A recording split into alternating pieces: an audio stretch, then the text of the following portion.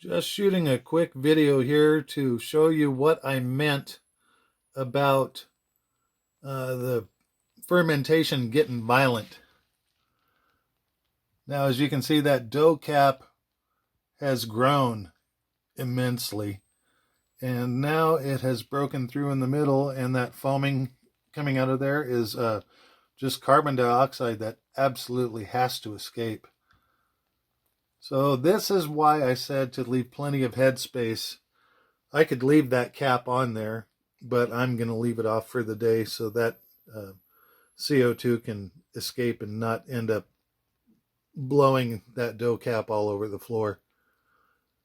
But I just figured I would do a quick video to show an example of this.